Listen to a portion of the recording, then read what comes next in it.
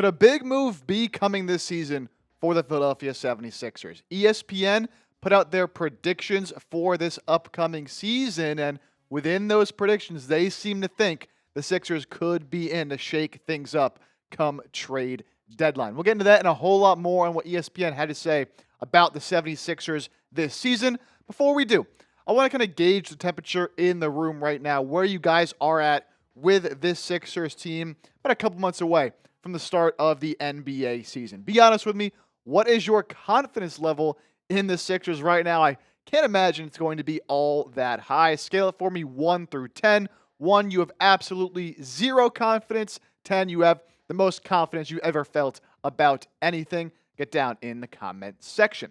So, ESPN's been putting together some predictions for this upcoming NBA season, NBA standings, major awards, who are the biggest risers and fallers in the NBA, and some of the biggest questions that need answered. And they've kind of gone through all these different things throughout the week, and we're going to talk about the ones that the Sixers are most involved in, and then some other ones at the back end that I thought were interesting as well. And we'll start with the main topic of today's show, and that is the teams that ESPN thought was most likely to make a big move this season. This is voted on by all of ESPN's NBA experts, so not actual NBA GMs or anything like that, but just the people at ESPN, right? And you can see at number 5 here, the Sixers, out of all the NBA teams, Warriors were up top, Lakers, Cavs, Pelicans, and the Sixers in that top 5 of teams most likely to make a big move. Now, they didn't specify whether that was going out and trading for a star or trading away their star. And I think it really could go either direction depending on how the first few months of the season do look like for Philadelphia. There could easily be a way where they're looking pretty good and they try to make a move to add some talent to this roster. And there's also a world I can see where they look to trade away some talent. Now, what's interesting is ESPN also voted on the next superstar that's most likely to request a trade. So we can kind of combine these hand in hand here. Sixers, they think, likely to make a big move. These are the 5 superstars that ESPN thinks are likely to request a trade next. There's been, plenty of trade rumors around Zion over the past couple of seasons. I don't see Zion necessarily as a fit for the Sixers, but could be interesting if he does request a trade. He is who ESPN thinks is most likely to among superstar players. The Giannis one is very interesting. We've talked about it before. We'll see how the season goes for Milwaukee. There is a world where the Sixers could pair Paul George's money and add in a young player like McCain to maybe entice them. They have some draft capital as well. LeBron, I don't think he actually ends up requesting a trade. ESPN seems to think so. I do not. And then John Morant, Trae Young down there getting votes. Neither of those guys would be targets for Philadelphia, in my opinion. So that's kind of the route you could go if the Sixers are trying to make an upgrade and they think they have a chance this season. There's also a world, though, where we get to the trade deadline, Embiid, Paul George, they haven't been healthy. The Sixers team is once again in the bottom of the Eastern Conference, and we could be looking at either Embiid or Paul George, or maybe both. More likely Paul George, though, getting traded at the deadline. So I do think it's pretty likely a big move does happen this season for Philadelphia, but hard to say which way it goes. Will it be an upgrade? Will it be selling some key pieces?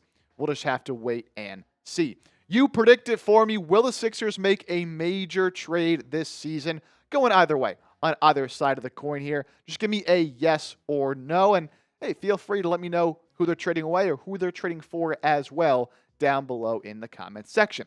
Next up, we'll get to the standings predictions from ESPN. They also tiered these predictions, right? So these 5 teams, they thought would be the top 5 teams in the East, and these are the teams that they are considering the contenders in the Eastern Conference to make a deep playoff run. In the East, of course, the Cavs, the Knicks, no surprise there, right? But then, some younger teams that we expect some improvement from this season in a weaker Eastern Conference. The Magic, the Hawks, the Pistons, all teams we talked about before. I think this is a solid group right there among the contenders, you could say, in that Eastern Conference. Then we get to what ESPN calls the play-in group. Of course, kind of a tier below those other contending teams. You see the Sixers right here at number 8. Also with a little record prediction, 40-42 would certainly be an improvement from last year, but I think still a disappointing season. Below teams like Milwaukee, who of course let Dame walk. Giannis, Miles Turner, not a whole lot else. Below Boston, who, of course, is dealing with a Jason Tatum injury, still ahead of Miami and Indiana.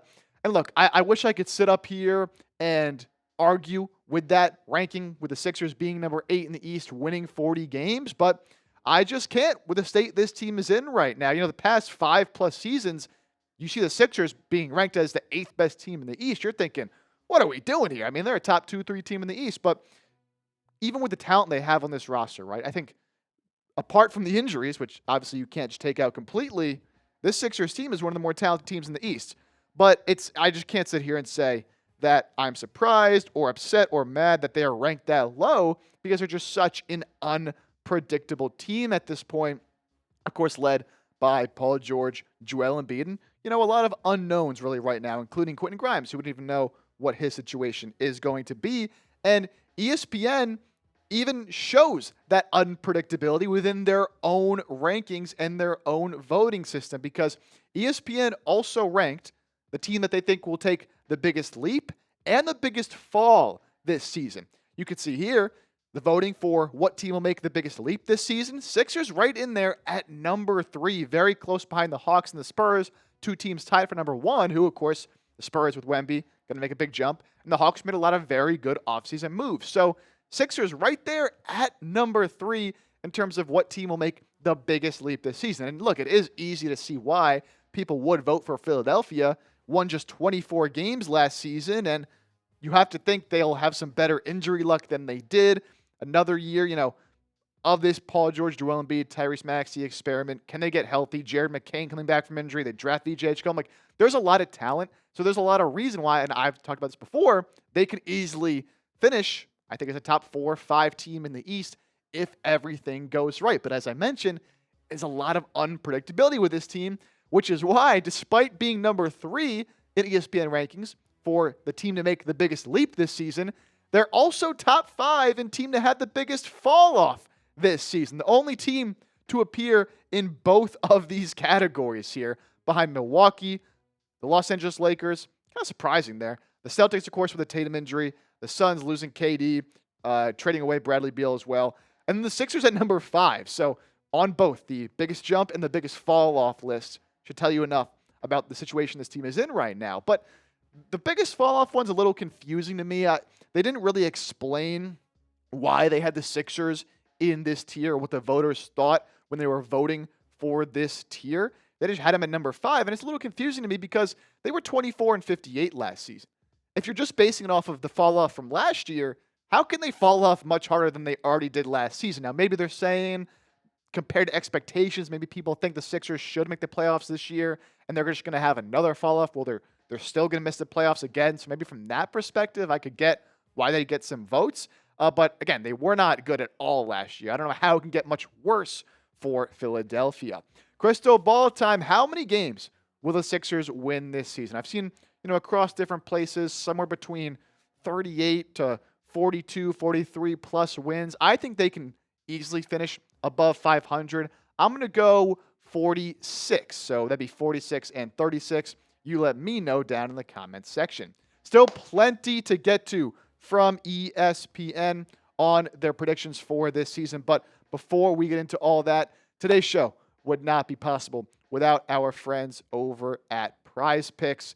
The preseason, it is over, and the regular season is almost here. College football is here as well. So don't miss any of the action this season on PrizePicks.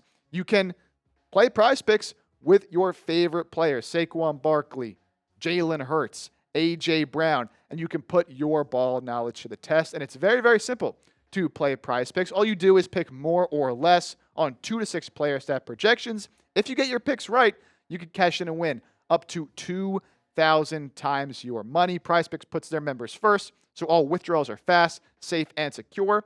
PrizePicks offers Venmo, Apple Pay, MasterCard, and a whole lot more for quick and easy deposits into your account this football season. And one of the reasons I love playing PrizePicks, because of all the specials and the discounts they offer their users. It is the best in the game. And right now, for week 1 of the football season, they have a max discount on Dak Prescott, of course, going up against the Eagles in week 1. I hate Dak Prescott as much as anybody and I'm sure a lot of you Eagles fans out there do as well. But, I mean, this is a gimme. Half a passing yard for Dak Prescott, he will throw for at least 1 yard. So give me the more there on Dak Prescott passing yards. I'm going to combine that with Jalen Hurts more than half a rushing and receiving touchdown, and more Saquon Barkley, 92.5 rushing yards. It is simple as that. You can tail my picks. You can fade my picks. Whatever you do it with PrizePicks. So download the PrizePicks app today.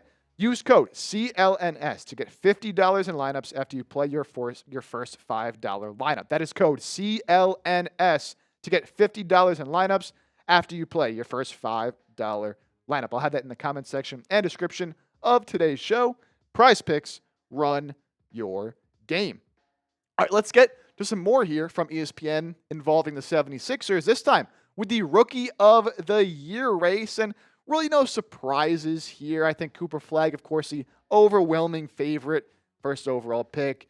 Given the situation with Kyrie Irving going to be out for a little bit in Dallas and just the immense talent, Cooper Flagg, no surprise, he's number 1. VJ Edgecombe comes in at number 3. Now, depending on what places you look, sometimes they have someone like Ace Bailey above VJ just because of the situation. Even VJ I've seen above Dylan Harper at times. They're both kind of in similar situations right now where, look, when you look at VJ's role and his place in this Rookie of the Year race, similar to Dylan Harper, it's not a question of talent, right? We know VJ is a very good player. We saw it in the Summer League. We know what his upside is. It's not a question of talent for him to possibly win Rookie of the Year. It's a question of opportunity, right? What does his role look like right away on this Sixers team, especially once Quentin Grimes is back in the rotation? You know, I think Jared McCain, of course, wasn't, or I should say, isn't 100% proven yet, right? Didn't play all that many games in his rookie season, but you think still going to be ahead of VJ on that pecking order. Of course, Tyrese Maxey, we know what he does. And I think Quentin Grimes as well ahead of VJ in that depth chart once he gets back. So what is his role right away? We know Nick Nurse has a tendency to not 100% play his younger guys a whole lot of minutes besides last season when he was forced to because the Sixers were so injured. So does he earn minutes and earn playing time right away? If he does, and he's making a big impact on a winning team, I could see him going up those Rookie of the Year rankings. But the issue with Rookie of the Year voting, it's really just a counting stats award. Whoever averages the most points is probably going to win. That'll probably be Cooper Flagg. But of course, we can't know for sure until we hit the floor. So we'll see what VJ does. Regardless of what his role is, I think he'll make a big impact on this team, even if the counting stats aren't the best in this year's draft class. The last sort of voting category here that had to do with the Sixers, this one's a little interesting to me, right? They voted on which injury would be the most impactful in each conference, East and West. In the East, the top two, really no surprises, right? Jason Tatum, Tyrese Halliburton, both going to be out for the year with Achilles injuries. But somebody voted for Joel Embiid over both of these guys. And I think that just speaks mountains to the fact that Embiid not really dealing, with like some season-ending injury like these two guys are, and we don't really know what his scenario is right now in terms of his health, but the fact that he's even in there in something like this with two guys that we already know are out for the year, and Embiid, by all accounts, should be ready by the start of the season, again, just speaks to the disaster that this has been this past year for the Sixers and what it could potentially be this season. Some other predictions that I wanted to hit on. Sixers didn't get any love in any of the voting for any of these awards you see here on screen, but I wanted to go through what ESPN predicted for this year. Jokic MVP, pretty safe prediction. Jokic, much as I don't like him, he is a beast. Defensive Player of the Year, Victor Wembanyama. If he stays healthy, he's going to win it. If he stayed healthy last year, he would have won it. So really no surprise there as well. Sixth Man of the Year, Alex Caruso. Watch out for Jared McCain here, right? If what I think the Sixers do does happen and Grimes does start at the 2, I think McCain, coming off the bench as that sixth man, could put up some big points. And usually the Sixth Man of the Year is someone who does put up a lot of points, not necessarily someone in an Alex Caruso type role who makes a big impact, but not the big counting stats. So watch out for McCain there. He wasn't even mentioned as an honorable mention or anything like that in the award. Most improved player, Ahmed Thompson. I can 100% see that happening. And then they picked the OKC Thunder to repeat as champions. Hard to argue against that. They are a fantastic team. Of course, to no surprise, no love for the Sixers in that category either. that'll do it for today's show. Wanted to run through some of the big topics there from ESPN and their predictions as it related to the 76ers. If you're still watching here on today's show, you are a real one. I want you to show me by typing 76 down below in the comment section. I'll go down there. I'll like the comment. I'll reply to you as well. And I appreciate you for being a real one and checking out the entirety of today's show. And of course, don't forget to hit that sub button. The best Sixers coverage you will find right here on YouTube from a Sixers fan for fellow Sixers fans as well. Season just a couple months away. Don't miss out on anything going on with your 76ers. Hit that sub button, turn on notifications, and we'll catch you next time here on the show.